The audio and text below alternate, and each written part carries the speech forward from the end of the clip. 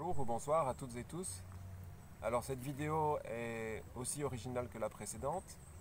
Cette fois elle est filmée par un téléphone car la filmer avec ma caméra, mon appareil photo, ne me servira pas puisque mon ordinateur n'a plus de son et que je ne suis plus capable de travailler ces vidéos. Donc celle-ci sera courte, absolument pas professionnelle comme la précédente, qui a été faite par un spécialiste. C'est Marinella qui filme avec son téléphone. Et je vais simplement vous parler de la situation, car elle évolue vite, et pour l'instant, elle ne me permet pas de publier d'autres vidéos. Mais il y a des portes de sortie. Tout d'abord, j'étais à Bali quand j'ai fait la précédente. J'avais l'intention de quitter l'Indonésie pour me mettre dans un pays où j'aurais pu observer plus longtemps légalement sans problème. Malheureusement, c'est pratiquement impossible de quitter l'Indonésie et quitter à deux, étant donné qu'on a des exigences différentes puisqu'on a des passeports différents, eh bien on n'a simplement pas réussi. J'ai annulé environ 15 vols que j'avais pris, prendre 2 vols pour aller moi, annuler, ainsi de suite. Donc je suis maintenant sur l'île de Flores, toujours en Indonésie. Mon visa arrive à expiration, mais le gouvernement fait un effort, étant donné la situation d'urgence, et accorde l'extension automatique à toutes les personnes qui sont rentrées après le 5 février, ce qui est mon cas. Donc je vais essayer d'en profiter pour faire quelque chose de constructif, au lieu de m'apitoyer sur mon sort. L'île de Flores accueille des endémiques qui sont souvent rares et difficiles. Je vais voir si, avec un peu de chance, je peux en observer quelques-uns et vous offrir des fiches et des informations comme d'habitude ou plus ou moins. Par contre, les difficultés, qui sont peut-être moindres pour moi que pour beaucoup d'autres personnes, je m'en rends compte. Je me rends compte que j'ai de la chance d'être libre de mouvement pour l'instant. Je suis dans un cadre qui est pour le moins sympathique, hein, par rapport à beaucoup de personnes bloquées dans des paysages artificiels et gris. Ici, c'est assez sauvage, ensoleillé, un peu trop chaud, mais bon, c'est peut-être mieux que le contraire.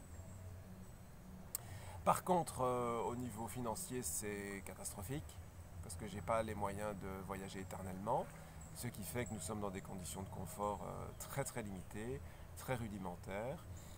Et un problème plus important, c'est que mon ordinateur ne me permet donc plus de faire des vidéos, et d'autres problèmes, comme la batterie, etc., limitent mes possibilités de travail.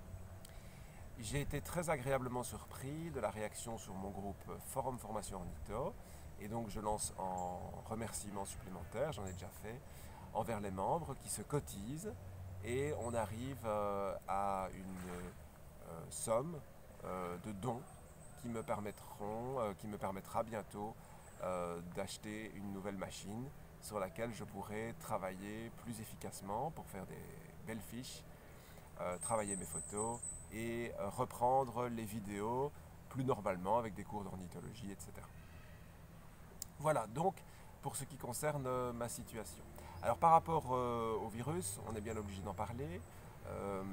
Le fait que ça devienne une pandémie mondiale aussi majeure confirme ce que j'ai dit dans une vidéo précédente, qui a pas mal de succès, hein, en fait en termes de statistiques, sur les durées équivalentes, elle est première ou deuxième de ma chaîne, donc sur le rôle des virus. Je vois que l'actualité confirme comme souvent ce que je vous explique dans mes vidéos, et je compte bien faire des suites. Allez la revoir, hein, je ne vais pas répéter ici ce que j'ai dit. Constatez que ça se passe pas mal comme je l'avais prévu. Et également, une autre vidéo qui devrait vous intéresser, c'est celle sur l'effondrement de septembre 2019. Je n'ai pas la possibilité de vous mettre des liens, etc. Hein, je le mettrai en description. Qui annonçait la succession d'un effondrement économique, sociétal éventuellement, mais qui est vraiment finalement un détail ou une transition dans l'histoire, et donc l'effondrement du vivant, qui est l'effondrement principal et de loin le plus grave. Et cet effondrement économique est le signal de départ donc, de la catastrophe. Et malheureusement, c'est pas parce que les nouvelles sont mauvaises qu'il faut baisser les bras. Vous avez vu que le confinement obligatoire pour le virus, qui est sans doute une mauvaise raison d'être confiné, mais permet une diminution de la pollution. Alors, mais aussi l'instauration de lois liberticides terribles.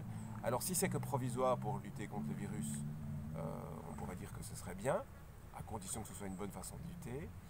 Mais si c'est pour instaurer une nouvelle organisation mondiale, c'est beaucoup moins bien.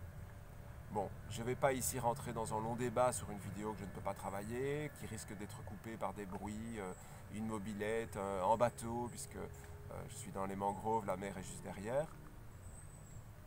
Mais soyez vigilants et n'hésitez pas à en discuter avec moi, notamment sur le groupe Facebook Éconaturaliste que j'ai fondé. J'espère que cette très courte vidéo rassure les personnes qui s'inquiétaient pour moi et qui n'avaient pas de nouvelles directes, vous donne de l'espoir sur le fait que les choses qui arrivent, ce n'est pas un virus qui nous tombe du ciel et qui veut nous exterminer, c'est quelque chose de beaucoup plus superficiel, le virus. Par contre, il y a quelque chose de plus grave qui n'a pas commencé ni en 2019 ni en 2020, qui a été notamment annoncé dans une vidéo que je vais mettre en lien, qui est en anglais, par le docteur Greger en 2008, qui annonçait cette épidémie qui allait arriver nécessairement, et qui donc demande un changement de mode de vie, notamment en devenant végétalien, ce que je demande également dans ma vidéo donc, sur le coronavirus.